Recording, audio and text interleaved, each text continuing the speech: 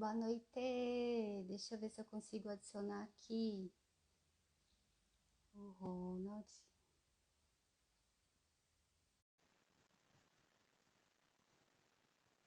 Bruno.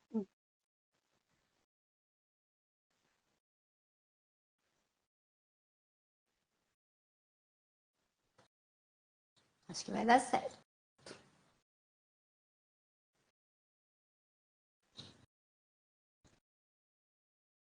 Tô vendo a Débora, Thelminha, Alex, boa noite.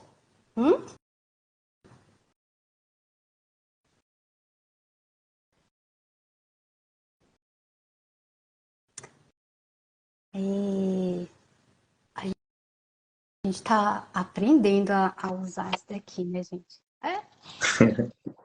Agora foi. Agora só tá faltando o Bruno. Consegue convidá-lo?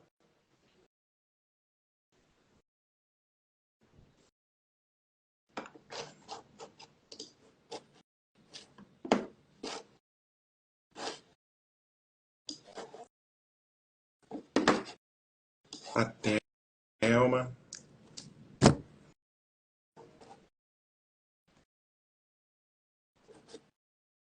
Eu já enviei o convite para ele.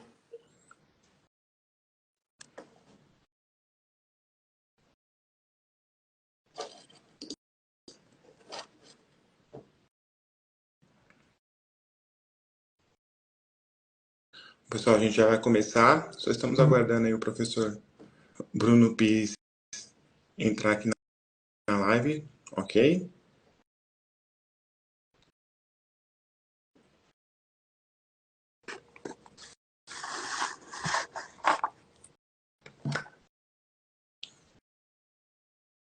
A Débora. Já tem uma galera aí chegando, ó. A Débora, saudade de vocês. Que bom conseguir vê-los por aqui. E você tá ouvindo bem aí, Kelly? Bom, enquanto o professor Bruno Pires não entra, no dia 29 ao dia 4 de fevereiro, nós teremos um evento gratuito online, tá? Simplificando o acesso vascular. O objetivo é compartilhar habilidades do enfermeiro para melhores práticas relacionadas a catéter e terapia infusional. Então fiquem ligados aí na nossa página. As inscrições são através do link que fica na bio do EPAS. Então basta clicar lá que você já vai ser direcionada para a nossa página desse evento aí que vai acontecer no dia 29 ao dia 4 de fevereiro. Ó quem chegou aí, é o mestre. Opa, e aí, tudo bem, E pessoal? aí, boa noite. Boa noite. Pô, pensei, o Mas cadê? Bruno desistiu, meu. Cadê você? Tô aqui. Agora eu Maravilha. cheguei. Eu não tô vendo o Bruno, vocês estão? Sim, tô vendo. Tô vendo o Bruno aqui. Tá ouvindo bem aí, Brunão? Tô ouvindo. Ah, legal. Bom, então bora começar. Já ultrapassamos aqui 6 minutos do nosso horário. Então quero dar boa noite a todos aqui, a todos os queridos espectadores. Sejam todos muito bem-vindos a essa transmissão ao vivo. Hoje nós estamos iniciando uma sequência de lives sobre terapia infusional, onde nós iremos mergulhar na veia do catéter periférico longo e do midline, tá? Eu estou aqui com a minha parceira, Kelly Onaga, parceira de cursos, e Boa estamos noite. recebendo aqui o professor Bruno Pires. O professor Bruno Pires, ele é enfermeiro, ele é mestre em ciências pela Universidade Federal de São Paulo, pela Unifesp.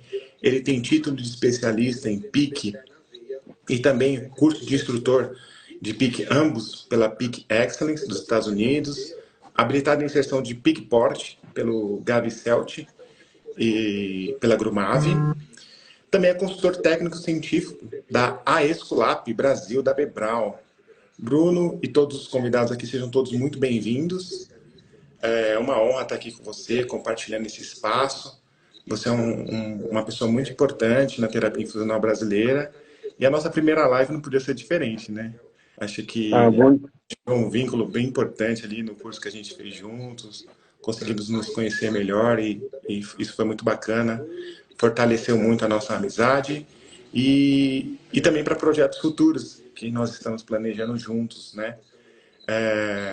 Eu quero primeiro que você se apresente, já falei aqui do seu currículo, um pouquinho de você. Então, se você quiser fazer um breve resumo da sua história, falar o que te fez começar nessa profissão de enfermeiro de terapia infusional, quais foram as dificuldades que você encontrou pelo seu caminho. Bom, pessoal, prazer, boa noite estar aí com vocês. Estou vendo várias carinhas conhecidas aí pelo chat e que bom que está aqui essa noite, né? Entre amigos, na verdade, foram amigos que a terapia infusional fez, né? E que a gente vai seguir aí bastante tempo juntos, com bastante projetos. Eu acho que o mais importante disso, né, é literalmente fazer amizades, fazer grupos, assim como cada país tem seus grupos ali de terapia infusional, é a gente montar grupos e fortalecer aí toda essa parte de saúde vascular, digamos assim, né, que poderia englobar tudo aí, tanto saúde vascular quanto terapia infusional.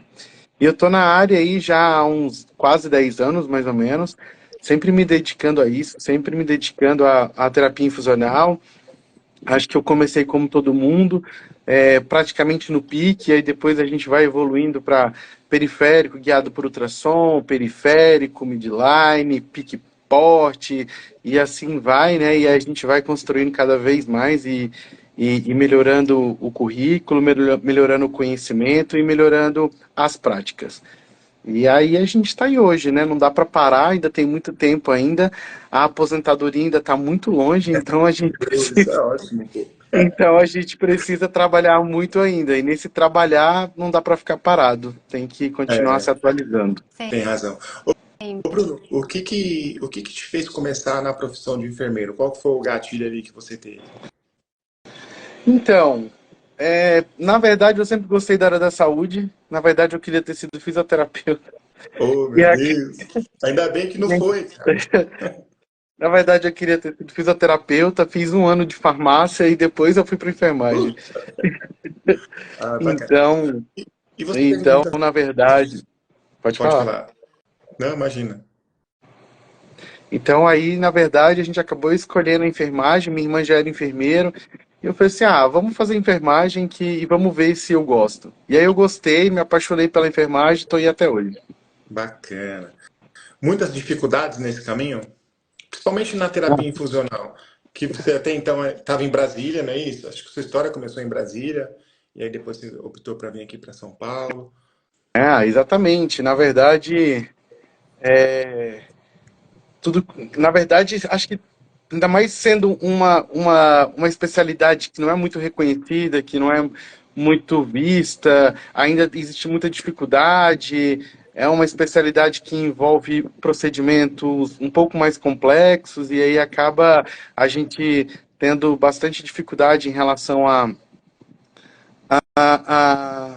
outras classes e até mesmo dentro dos nossos próprios colegas, né? E a gente às vezes acaba se tendo essa dificuldade por ser uma especialidade que exige alta tecnologia, autoconhecimento, às vezes a gente vai tendo que, vai se tendo essas dificuldades, tendo essas barreiras aí. Ah, bacana. E, bom, a nossa ideia aqui é a gente discutir sobre o periférico longo. Para mim deu uma travada aqui agora. Aqui deu uma travadinha, mas Aqui tá tranquilo. a nossa ideia aqui é falar, né, sobre o catéter periférico longo e o catéter de linha média, o Medline, né? Kelly, vou passar a bola para Sim, você agora. tá bom. Boa noite a todos, que eu ainda não tinha falado boa noite para todo mundo. A gente já está aí com 32 pessoas, sejam todos muito bem-vindos. Um prazer imenso estar com vocês. Fiquem bem ligados no canal do EPAS, porque a gente vai começar essa série de lives, tudo com referências nacionais. Então, Uma galera muito boa em terapia infusional e outras especialidades também. Então, para a gente poder aprender de forma gratuita e em conjunto com vocês, espero que vocês possam se sentir à vontade para perguntar aí no chat. Eu vou ficar de olho nas perguntas de vocês também, tá bom? Uma das perguntas que a gente estava vindo perguntando bastante, né, Ronald, nos nossos stories, né, o que vocês queriam saber, o que tinha de dúvida. Uma delas chamou muito a nossa atenção, que foi a questão de diferença de catéter periférico longo, mini midline, midline, né? Então, assim, a nossa ideia hoje não é ficar debatendo o que a gente quer conversar sobre o que a INS desse ano de 2024, que saiu agora essa semana, tá fresquinho, diz sobre o que é, qual que é o conceito e indicação, e junto com as recomendações europeias, tá? Então, acho que são os nossos principais guidelines e o que a gente vai permear hoje durante a live, tá bom? Então, por um lado, a gente deu uma dividida, assim, né? Mas, por favor, fiquem à vontade para perguntar. Se a gente não souber, a gente vai atrás e a gente vai conversando dessa forma. É um bate-papo mesmo, tá, gente? A gente vai aprendendo tudo junto. Sobre... Quer falar, Ronald? Não, pode continuar. Sobre a questão da INS de 2024, eu já queria até começar assim, mais com a questão de conceitos, né? A INS e a recomendação europeia de 2021. Então, a gente tem aí uma diferença de 3 anos, né? E quase 3 anos. Então, Bruno, o que você viu na INS já desse ano, de quanto a conceito, o que eles definiram que seria um periférico curto, que seja um longo, ou existe o mini midline, o midline, ou qual que foi a distinção que eles colocaram? Então, a gente não teve nenhum tipo de surpresa de 2024, quando ela vai se referir à classificação de acessos venosos periféricos. Ela não teve nenhum tipo de alteração em relação a isso do posicionamento que ela já vinha trazendo desde 2021. Eu acho que é importante também a gente ressaltar que a Infusion Nurse Society, ela traz recomendações, né? Então, eu acho que ela faz um compilado de tudo aquilo que a gente tem dentro da literatura, e aí ela tem o seu consenso próprio, né? Ela tem ali o seu comitê próprio, e algumas coisas eles falam bem assim, ó, isso aqui é extremamente evidente, e isso daqui é um consenso que nós estamos tendo em relação a isso. Então, a Infusion Nurse Society, diferente de publicações científicas, ou diferente daquilo, ou, por exemplo, diferente de estudos randomizados, né, que a gente possa fazer toda essa resumo de literaturas, ela vai definir práticas para os enfermeiros infusionistas, né? E isso também baseado dentro da realidade americana deles, né? Tá certo que eles sabem que as recomendações deles são usadas no mundo, mas dentro da realidade deles americanas. Então, eles não trouxeram, em relação à nomenclatura, em relação à definição, não houve nenhum tipo de diferença comparado a 2021. Então, eles definem acesso venoso periférico curto como sendo um catéter para veias superficiais, né, para punção. Eles também não definem tempo de permanência, não vão definir qualquer tipo ali de nomenclatura que fale, como, por exemplo, contradizendo as recomendações europeias sobre tamanho de catéter e nem tempo, mas eles vão definir mais como indicação. Então, eu acho que a ideia da Infusion Nurse Society é pensar o seguinte, independente de produtos que existam no mercado, a gente vai classificar eles somente como curto e longo, ou seja, os catéteres periféricos curtos vão estar todos eles que tiverem no mercado vão ser indicados para veias superficiais, e os catéteres venosos periféricos longos vão ser indicados quando as veias superficiais não puderem ser ser visíveis ou palpáveis, né? E aí eles recomendam a inserção desse dispositivo guiado por ultrassom, né? Ou na técnica de Seldinger, né? Enfim. Em relação ao midline, também não houve nenhum tipo de posicionamento, né? Ele só vai dizer mais para qual o tipo de terapia, e aí a Infusion Nurse Society deixa um grande vazio, assim, meio que veja o que é melhor para vocês em relação ao midline, utilize da forma que acredita que seja melhor, né? Então ela não fala muito, por exemplo, também da vantagem do midline que tem sobre outros catéteres, que é a coleta de sangue, na verdade, a única vantagem, mas ele deixa muito claro que o acesso venoso periférico longo vai ter a mesma função do que um midline, né? Vai ter a mesma função do midline, sendo praticamente a mesma coisa. E aí vai ter, né, a avaliação se isso entraria na realidade do seu hospital ou não. Mas em relação a conceitos, não teve nenhuma diferença da Infusion Nurse Society de 2021 para 2024. Apenas dizendo que existe, de fato, periférico curto, periférico longo e midline. Sendo que a ponta do midline, ele deve ficar na linha axilar, né? Então, não fica a ponta do midline não deve ficar em subclávia, nem em linha média, né, clavicular, mas em linha axilar, né? E aí a gente precisa somente avaliar a questão do periférico longo, e aí ele vai falar sobre indicações ali também de locais, né?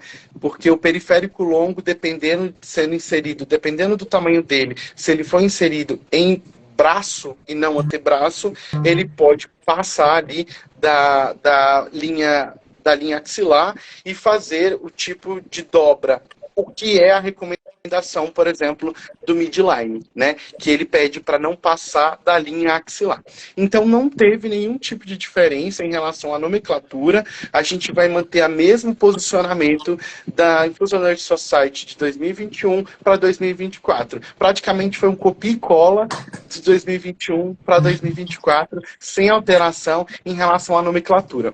Acho que a gente estava bastante esperançoso em a Infusion Nurse Society de 2024 trazer para a gente uma definição, né? Porque quando a gente olha para o mercado, hoje a gente fica um pouco sem saber o que fazer, sem saber classificar o que é um periférico curto, o que é um periférico longo, o que é um midline, né? Então a gente acaba ficando um pouco perdido nisso.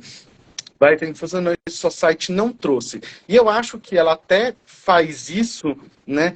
Por questão de que várias literaturas dizem múltiplas coisas. Então ela só resumiu ali para dizer que existe o curto, o longo e o midline. E aí entre o longo e o midline não existe nenhum tipo de confusão.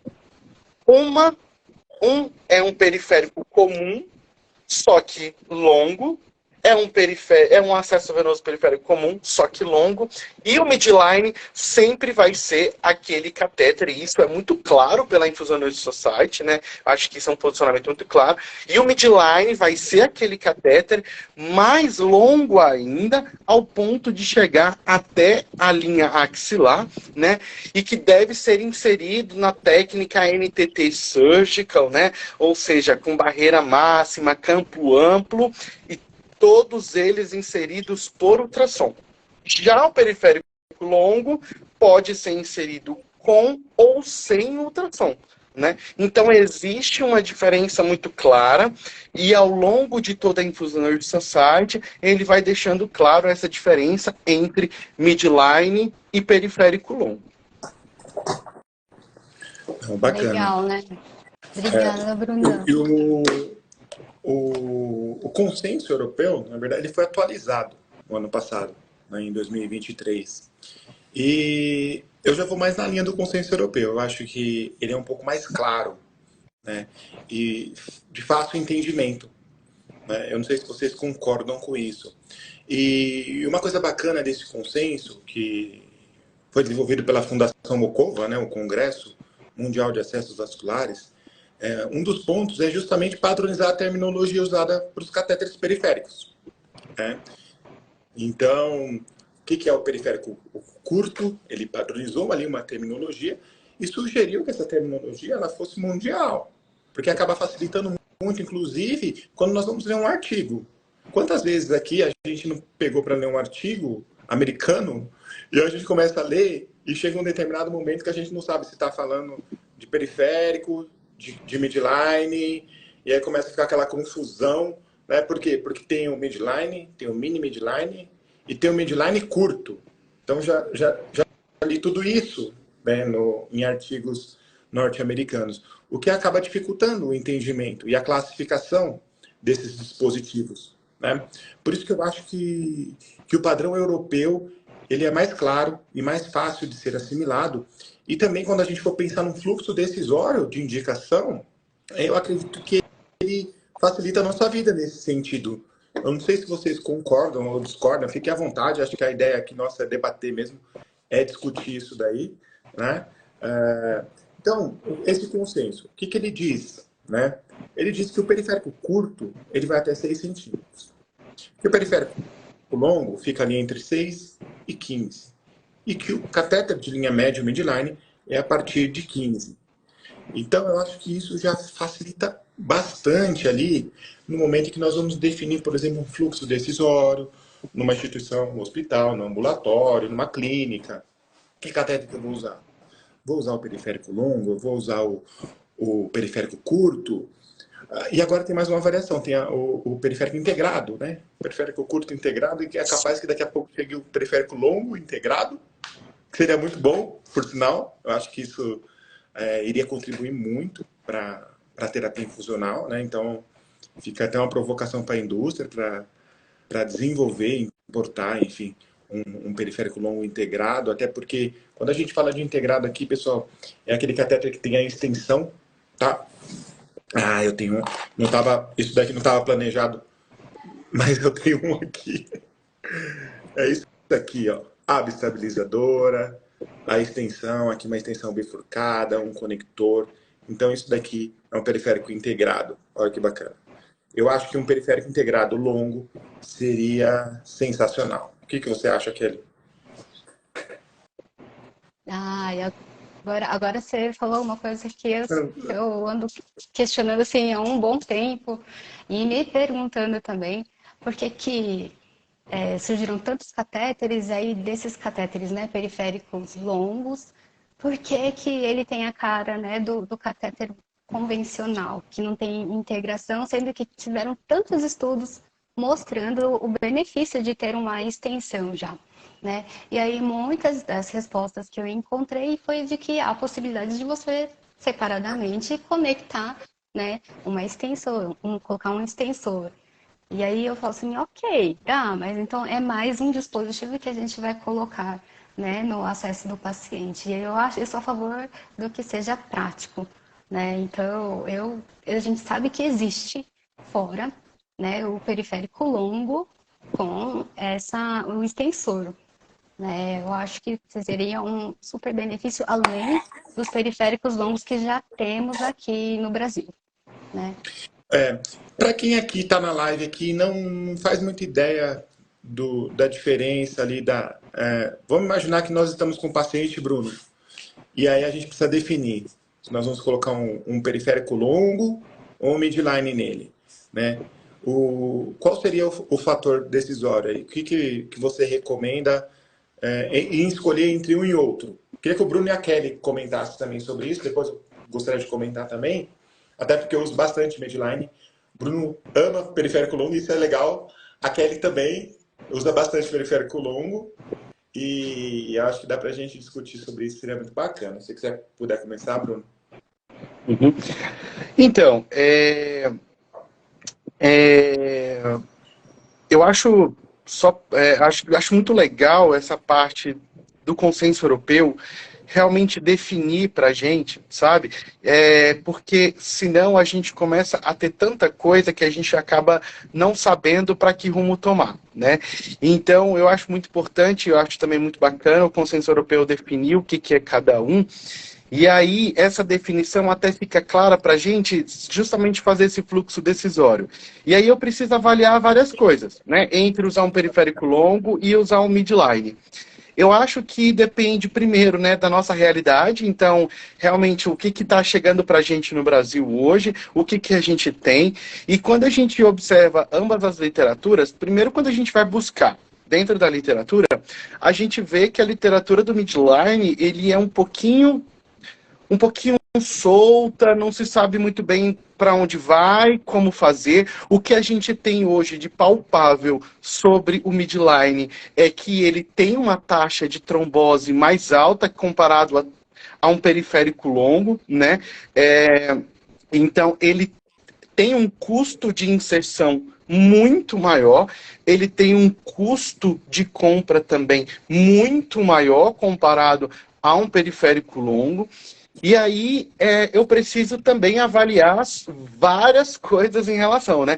Já que você falou sobre periférico longo e midline, então eu compreendo que a terapia que está prescrita é com a indicação com medicações periféricas, né? Sim. São com medicações compatíveis com a rede venosa periférica.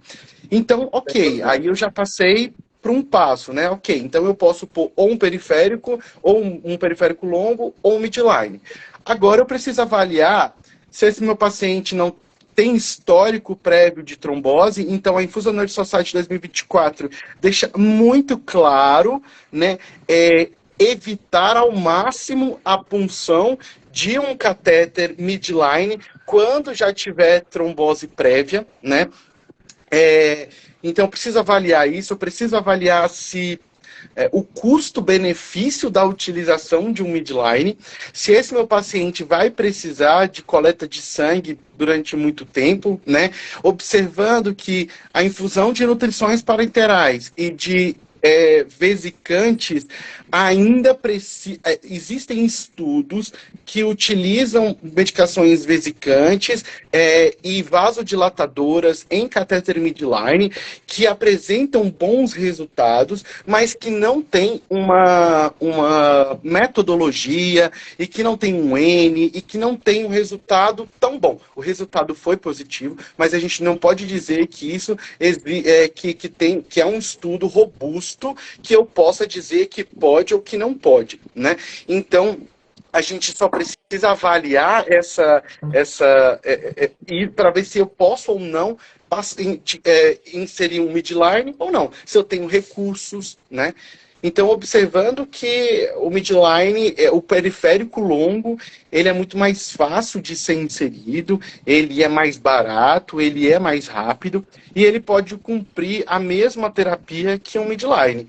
Então, hoje, eu sou um grande fã do periférico longo. Eu acho que o midline hoje no Brasil, ele não é um catéter acessível. Eu acho que ele tem uma dificuldade, assim, ele tem um valor muito alto e eu acho que nem todos conseguem ter esse midline dentro do hospital. E aí eu acho que o periférico longo hoje compreende o que a gente chama de estado da arte de acessos vasculares, que é uma coisa simples e que barata e que atende àquela necessidade do paciente.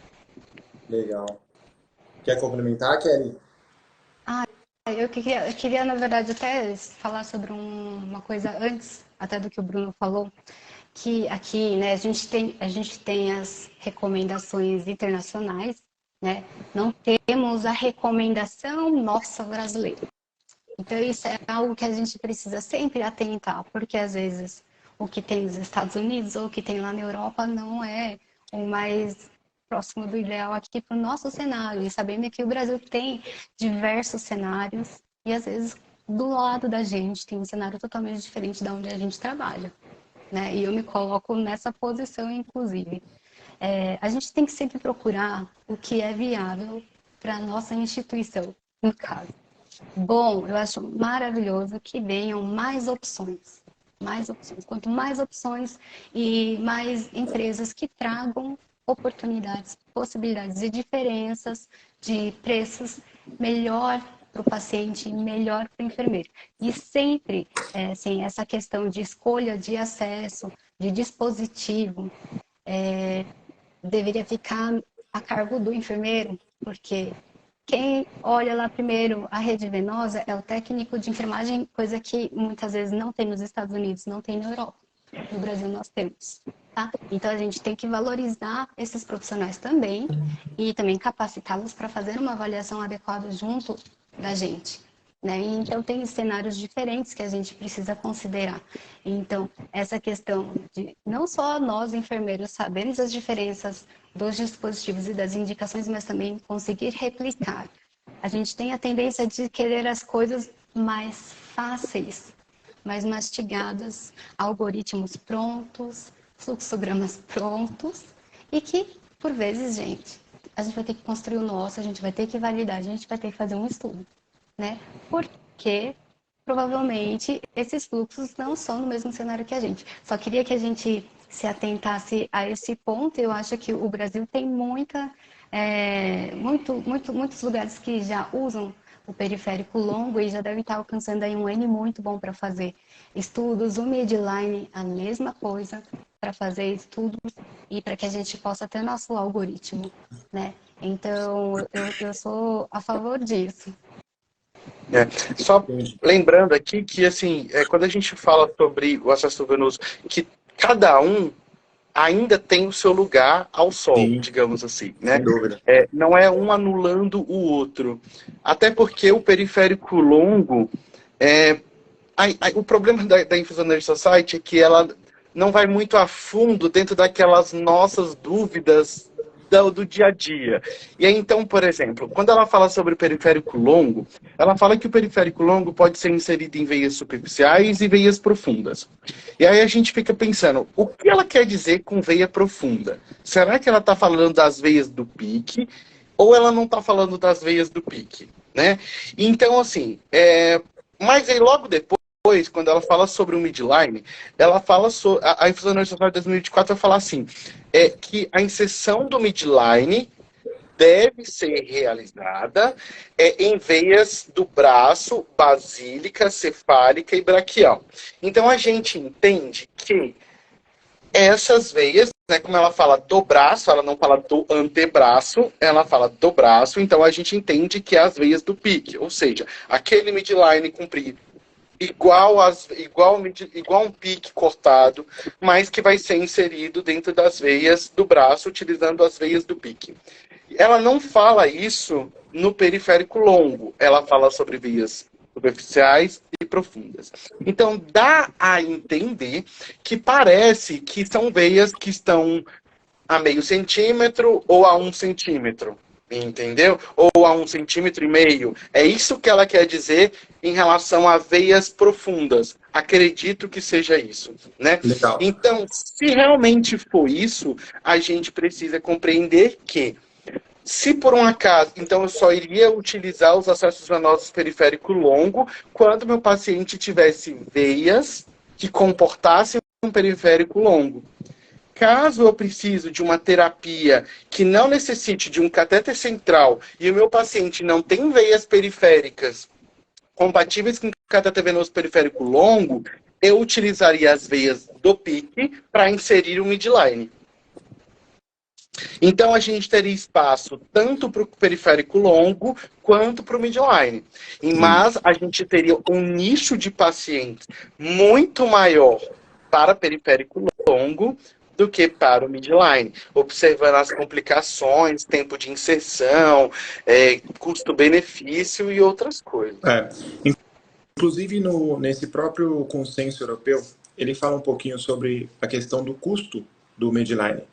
E ele cita uma coisa que eu achei interessante, que os catéteres curtos, assim, menores, eles são mais envolvidos pela manga fibroblástica, que não é a trombose, o sleeve, né? Que a gente viu na aula do professor Pitirucci. E esses dispositivos menores, e aí se encaixa o periférico longo, os periféricos curtos, eles acabam perdendo sua efetividade justamente pelo fato dele ser menor. E quanto menor, ele mais rápido, ele acaba sendo envolvido por essa manga. Outra coisa, a minha realidade, por exemplo, o perfil do paciente oncológico requer coleta de exames laboratoriais com muita frequência, às vezes mais de uma vez ao dia, né? O que dificilmente eu conseguiria com periférico longo, né? Então, para aquelas terapias intravenosas compatíveis com a via periférica, a partir de 7 dias, de 5 dias, a gente já começa a pensar no Medline, porque esse paciente, com muita frequência, às vezes 2, 3 vezes ao dia, dependendo do diagnóstico dele e do estado clínico, ele vai necessitar de coletas laboratoriais com muita frequência. Então a gente acaba optando ali pelo Medline, nesse cenário. Então aí eu acho que aí, de repente, já começa a se equiparar a questão do custo, porque o paciente ele não quer ficar sendo furado para coleta de exames, né? Eles estão cansados disso, dói muito, eles reclamam muito com razão, né? E eu tenho casos, por exemplo, de Medlines que passam de um mês, ficam mais de um mês no paciente, funcionando bem, com fluxo, refluxo e sem trombose. A questão da trombose, acho que a questão do Medline, assim como o Bruno falou, ela precisa ainda, a gente requer mais estudos, né? Isso é muito bom, porque acaba nos incentivando a estudar mais, a desenvolver pesquisa, né? Então, a gente precisa definir realmente o local ideal da ponta do Medline, porque tem literaturas europeias que já recomendam ele na linha midiclavicular. Então, se você pegar alguns artigos ali, eles falam, não, o ideal da ponta desse catéter é aqui na linha midiclavicular. Por quê? Porque é uma via mais calibrosa e aí fica mais fácil ali de você coletar os exames laboratoriais. Em relação a droga vasoativa, nutrição parenteral, esse risco a gente ainda não tem coragem de correr. Mesmo para pesquisa, a gente não se sente seguro nesse cenário, porque a gente entende, o próprio Conselho Europeu diz que qualquer catéter cuja ponta esteja fora da veia cava, tanto superior como inferior, é considerado um catéter periférico, né?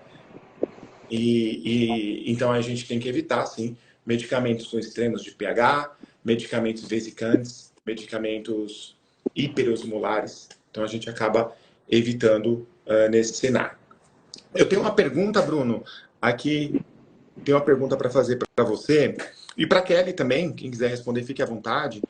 Qual o tempo de permanência do periférico longo?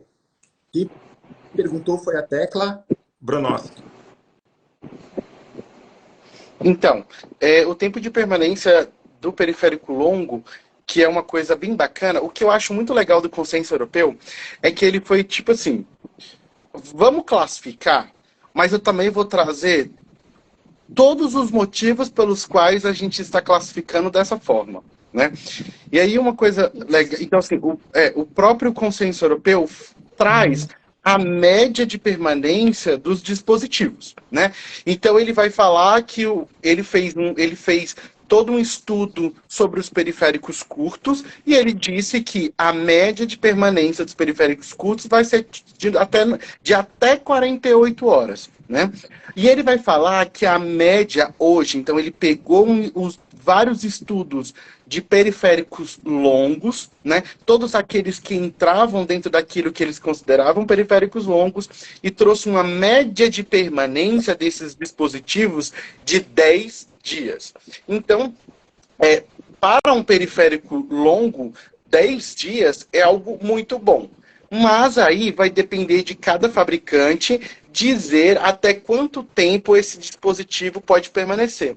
Assim como o Medline, que pode permanecer por até 30 dias, né, que alguns fabricantes recomendam a permanência dele até 30 dias, o periférico longo também vai ter uma recomendação, alguns periféricos longos vai ter essa recomendação também de até 29 ou 30 dias. Mas eu acredito, mas eu já vi várias pessoas falando que ficou com o Medline 45, um mês, 2 meses. E aí a gente precisa entender se, assim, esse periférico curto, esse periférico longo, ou esse Medline, que está há 45 dias, que está há 2 meses, a indicação está correta? Né? Porque não é para ele permanecer esse tempo todo. Então a gente tem que trocar isso daí para um pique ou para alguma outra coisa que possa trazer uma complicação menor, né? Aí Muitas acho que a vezes ele ideia, acaba. acho que a ideia não é a gente ficar é, fazendo como se fosse uma espécie de aposta para ver qual catéter dura mais tempo, entendeu? Eu acho que a ideia não é essa. Nossa, eu estou muito feliz que o meu midline ficou 45 dias, ficou um mês, ficou 2 meses.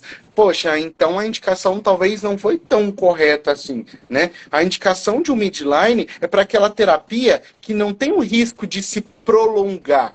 É para aquela terapia que tem, assim, por exemplo, uma osteomielite que vai ficar, apesar que a osteomielite passa de um mês, Não, né, digamos assim. Então, assim, 6 meses, aí já passa de um... não. Isso.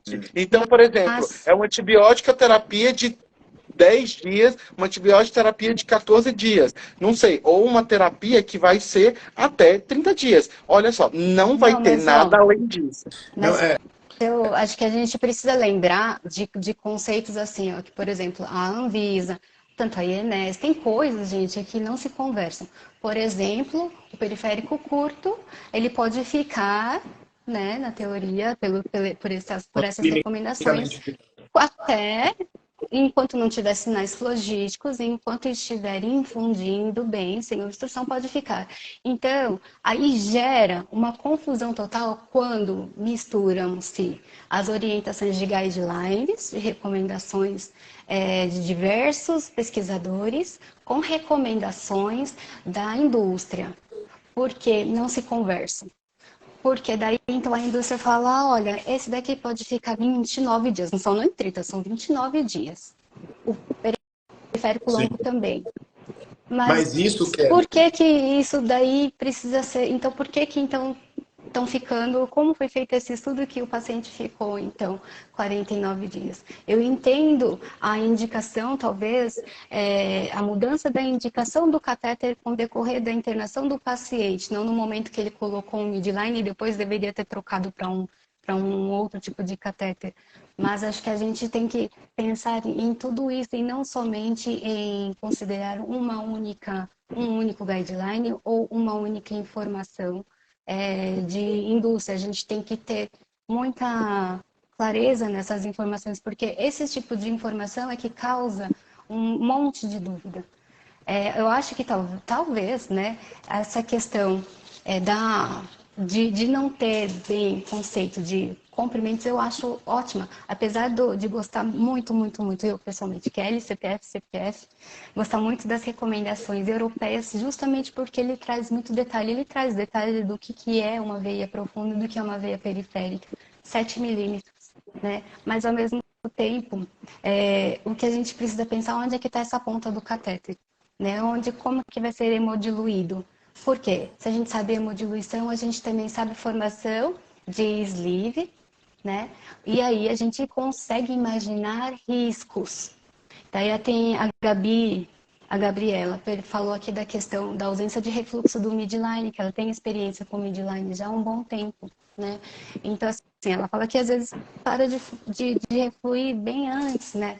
O midline. E de fato, assim, ele tem ele vende essa ideia de que pode ser coletado sim, mas que nem para sempre, porque você vai conseguir um bom fluxo aonde?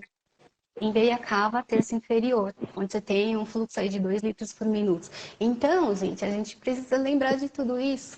Na hora que a gente vai passar o catéter, a gente tem que lembrar do porquê que a gente está passando e o que se espera desse catéter. Se espera que vá colher diversas vezes ao dia, não é esse catéter. essa É aí questão que de vem. ausência de refluxo, ela acontece até com o pico e com o ortocate também. Mesmo ele estando bem posicionado em via cava, porventura pode acabar acontecendo.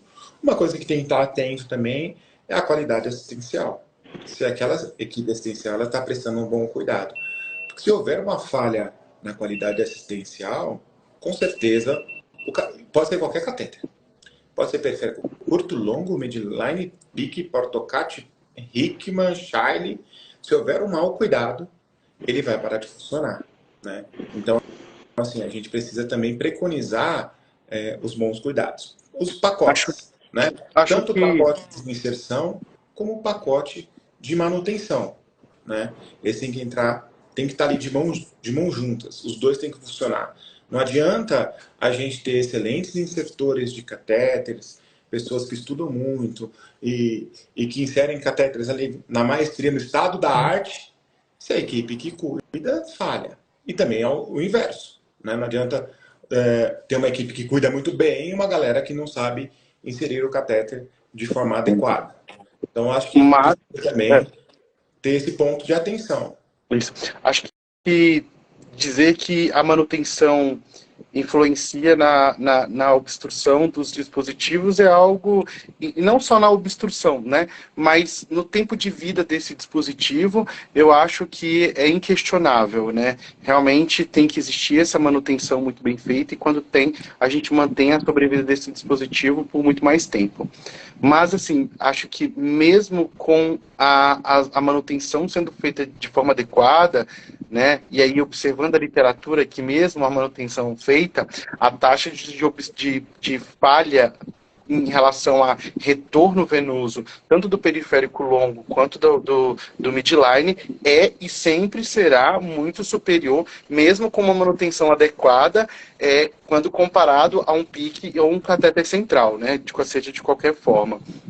E porque não existe só também os fatores da manutenção, mas também existem os fatores do próprio paciente, da ponta e tudo mais. Acredito muito que a hemodiluição também realmente é muito importante, né? E aí até a própria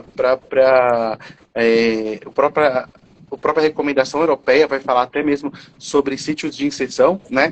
E isso de fato é inquestionável e muito importante a gente observar. E no periférico longo, você recomendaria, por exemplo, fazer um botão anestésico antes da punção?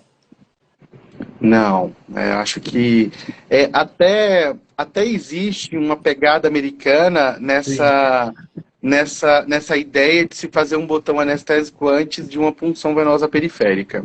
E aí eu fico meio me perguntando até onde a gente tem essa necessidade, né?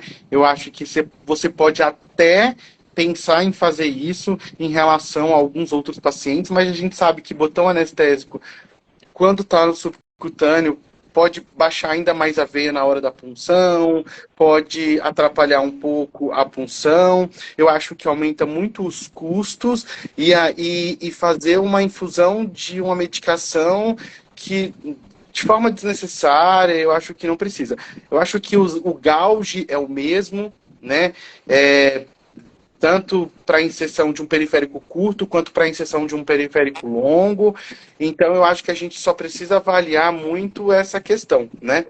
Se isso é uma realidade ou não é, eu acho que não faz muito sentido, até porque vai ter a dor da infusão do anestésico, né? E aí, que talvez vai ser a mesma da punção. Então, eu acho que eu não recomendaria.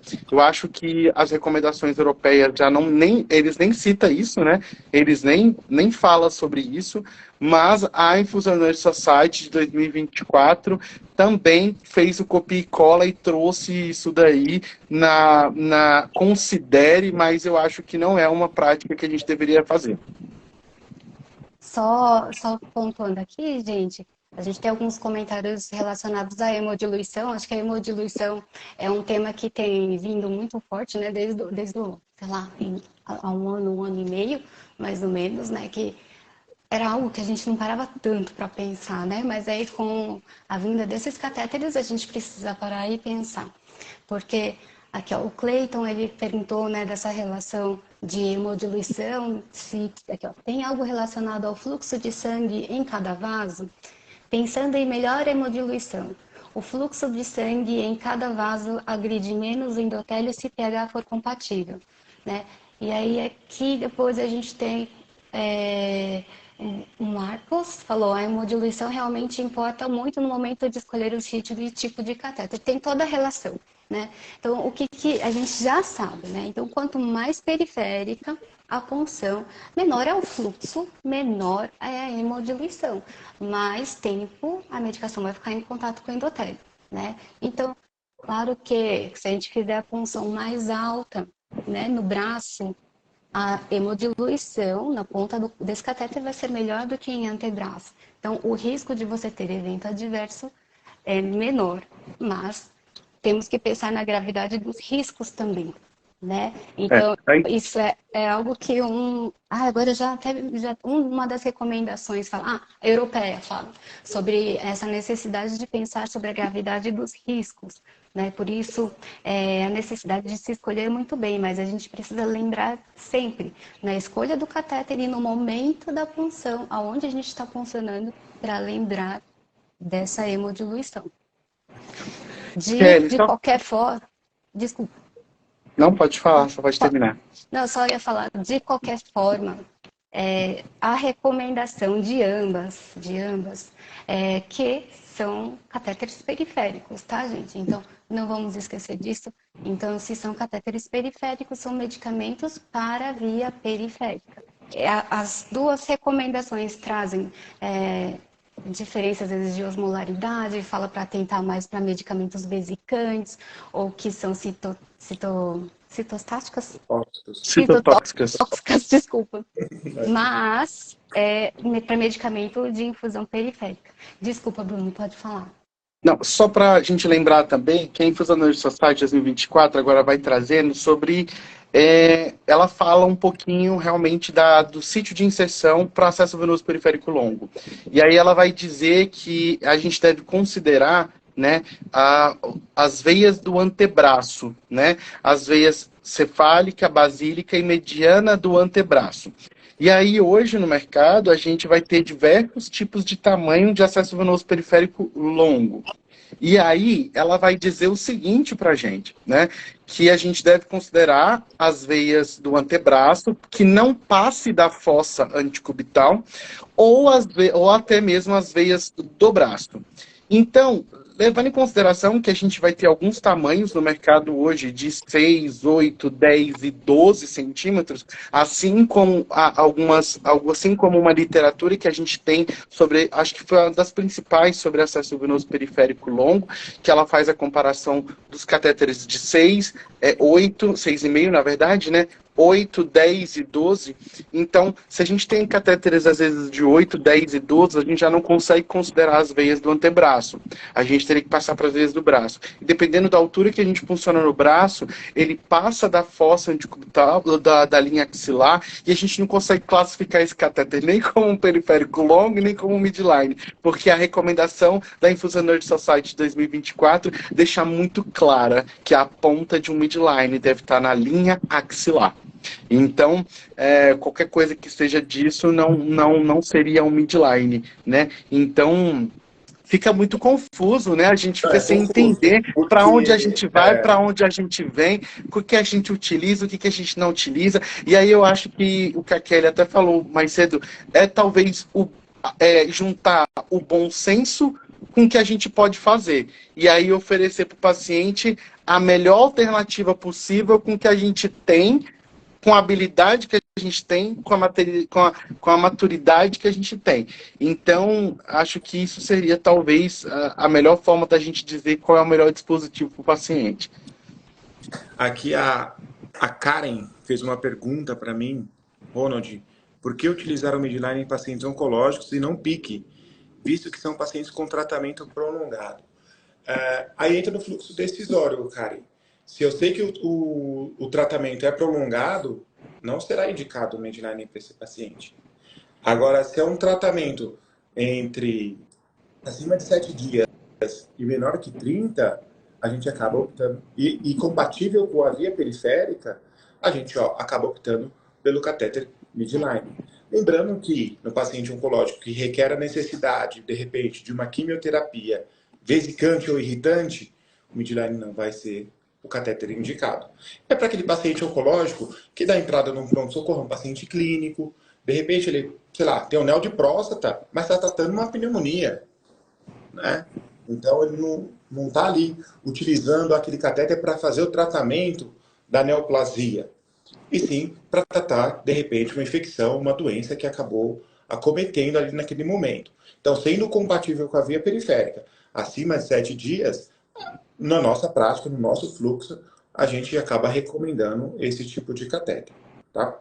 Não sei se ficou Porque acho claro. que fica, às vezes a gente tende a pensar que o paciente oncológico é aquele paciente que sempre está fazendo quimioterapia, né? Mas a gente tem paciente oncológico que está em remissão ou que faz outro tipo de terapia que não precisa da via endovenosa para quimio, que está lá internado justamente para fazer um antibiótico, algo que deva ser rápido, né? Então, acho que pensando nesse lado, né? Se a gente sabe que é um paciente que vai fazer químio, claro que daí a gente escolhe um catéter central, né, para o tipo Sim, de diagnóstico dele. E dependendo do para um porta midline também tático. cabe para um oncológico, a depender do motivo que ele está internado. Né? Isso eu posso só colocar uma observação que eu não tinha me tocado na INS, pelo menos em 2021, e me chamou bastante atenção na INS desse ano, a questão, né, Bruno, do midline, que ele fala, né, então, de fato, para usar as veias do braço, não fala nada de antebraço, basílica cefálica e braquial, eles dão os nomes das veias, né, mesmo, e que apontam em axila em adultos. Aí ele faz uma observação para neonatologia, né? Então, neonatologia, assim como no PIC, tem mais opções. Então, seriam veias do braço, veias do couro cabeludo, isso para midline, hein, gente? Sim. Veias do couro cabeludo com ponta em jugular, ou então acima da clavícula, ou se for através de membros inferiores, que essa ponta fique em prega inguinal. Isso foi algo que me chamou bastante atenção, tá até lá no quadro de início do capítulo deles, e eu não sei se isso tinha na INS de 2021, eu não me Não, recordava, ou eu que não não tinha tinha. crescido os olhos É, para não esse tinha. Não ponto. tinha. Então, porque a gente fica pensando, e aí, os periféricos longos e midline vai para pediatria, vai para NEO? Aqui na INS desse ano eles falam especificamente sobre NEO, né? Mas também é uma área que ainda não tem muitos estudos sobre esses dois dispositivos, né? Então, O pessoal da Grumave, eles têm o hábito de usar bastante, né? Da Espanha. Eles É, isso. usam verdade. Vai muito, né? acompanhando na internet, gente, sigam essas páginas porque eles começam as técnicas lá fora e aí a gente fica meio que de olho, se inspirando e vendo, nossa, mas como assim, né?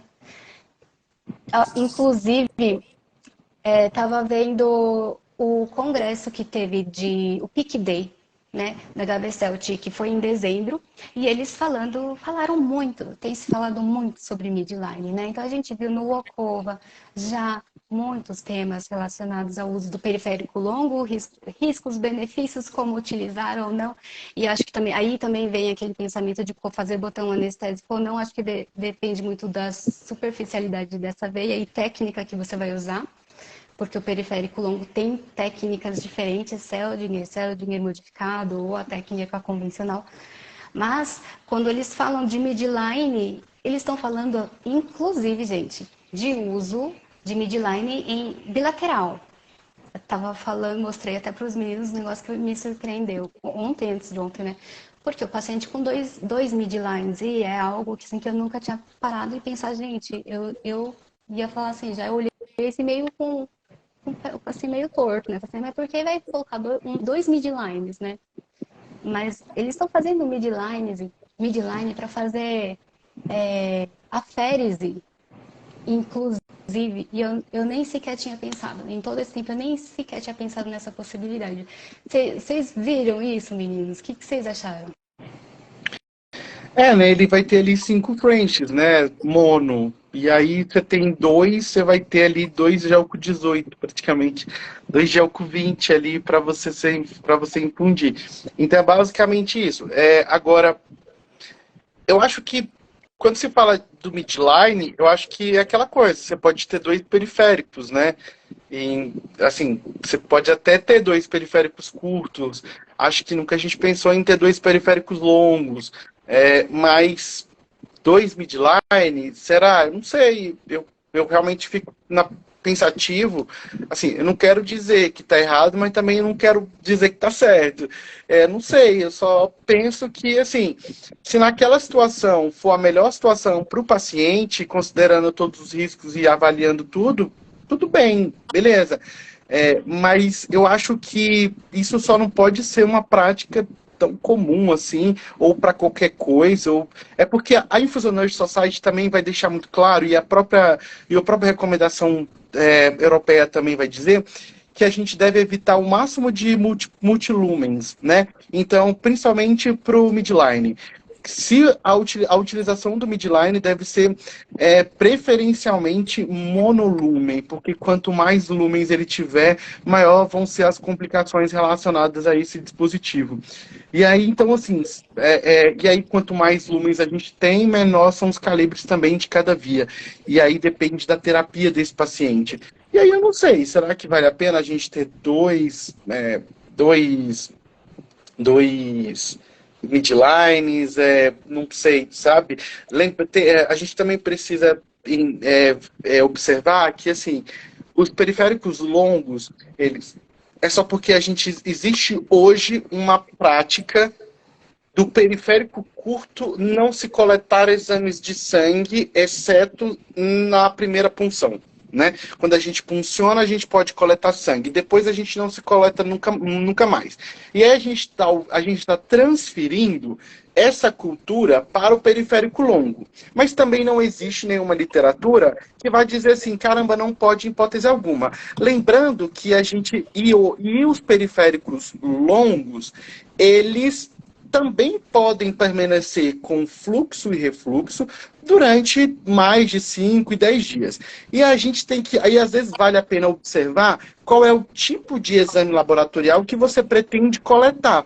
Poxa, se às vezes é para uma gasometria, não vai ter alteração laboratorial. Se é para uma DEX, não vai ter alteração laboratorial. A gente antigamente não coletava de acesso venoso periférico para não ter alteração desses exames laboratoriais, por exemplo, do hemograma, de eletrólitos e outras coisas. Mas dependendo de alguns, por exemplo, uma tipagem sanguínea, entendeu? Por que não coletar de acesso venoso periférico? Não vai ter nenhum tipo de alteração você coletando de um periférico, de um PIC ou de um midline, entendeu? Então, eu acho que talvez ainda requer maiores estudos relacionados à coleta de sangue voltado para o periférico longo, observando que ele pode ser um tipo de periférico diferente de um curto. Ronald, acho que a gente tem que finalizar, que vão derrubar a gente. Vão derrubar a live. Bom, quero agradecer aqui a todos que estão aqui presentes, tá? Tem algumas pessoas... A M. Garcia mandou aqui os parabéns pra gente, pela iniciativa. Obrigada. Quero agradecer a todos, agradecer o Bruno por ter comparecido aqui, compartilhado a experiência dele com a gente. Só gostaria de lembrar que do dia 29 de janeiro ao dia 4 de fevereiro, nós teremos um evento online gratuito, tá? Simplificando o acesso vascular. Então, vocês podem acompanhar aqui nas nossas redes sociais. Tá? O objetivo é compartilhar habilidades para o enfermeiro deixar de parecer o vilão. Né? Então, gestores, médicos, pacientes vão acabar enxergando o enfermeiro como um profissional de alta performance. Essa é a nossa ideia aqui desse evento online gratuito. Eu convido a todos aqui para o nosso evento. O link está lá na bio da EPAS. A gente não conseguiu fazer essa live aqui pelo link da EPAS, porque teve um probleminha aqui no celular. Mas o link está na bio. Basta você clicar que você vai ser direcionado para a página de cadastro. Então, quero agradecer aqui mais uma vez. Kelly, Bruno, fique à vontade para fazer as considerações finais. Pessoal, muito obrigado. Desculpa. Pessoal, muito obrigado pela participação de todos. A gente gostaria... Foi mais um bate-papo, né? Não era nada para dar aula, para ensinar, ou para dizer o que tem que fazer, o que não tem que fazer. Era mais um bate-papo entre 3 especialistas, junto com 35 especialistas que também entraram, que a gente sabe que todos vocês também são, e que também sabem muito, e que também estudam pra caramba. E então a gente queria mais que vocês também participassem, porque a gente não consegue colocar todos vocês aqui na mesma janelinha, mas é para vocês participarem também. Então obrigado por quem participou, com quem disse. Era mais pra gente debater um pouquinho sobre a Infusionist Society e esse confronto um pouquinho aí da galera dos Estados Unidos com a galera da Europa. É isso mesmo, galera. Muito, muito obrigada. A gente fica muito feliz com a participação de todos vocês. Fiquem de olho aí nas nossas postagens e se vocês tiverem dúvidas, por favor, participem. Estejam com a gente, porque aí assim a gente consegue direcionar os nossos temas para que seja mais proveitoso tanto para a gente, para vocês, e a gente amplia nossos olhares quando vocês estão juntos. Né? Então, assim, a gente aprende todo mundo ao mesmo tempo. Então, realmente, a ideia aqui não é defender INS, não é defender Europa, mas a gente tentar juntar e dar uma clareada no que é, em alguns conceitos, para aí a gente trazer cada um para o seu cenário. Tá bom? E é Muito isso. bom, gente. Obrigado. Dia 21, nós... Dia 23, né, Kelly? Nós teremos uma outra live sobre 22. Dia 22, não 20, é? dois. A gente vai colocar bonitinho ainda. Tá bom. Isso. E Dia vai ser um 25, tema maravilhoso, hein? né? Dia 25 é a nossa, né? Dia 25 nós Dia estaremos juntos 25. novamente, falando de Pickport também. Quero convidar a todos aqui, tá? Acompanhe as redes aí que vai ser um tema muito bacana também. Um abraço. Isso. Tchau, pessoal. Até mais. Tchau, Boa boa noite. noite. Boa sexta para vocês. Obrigada a todos.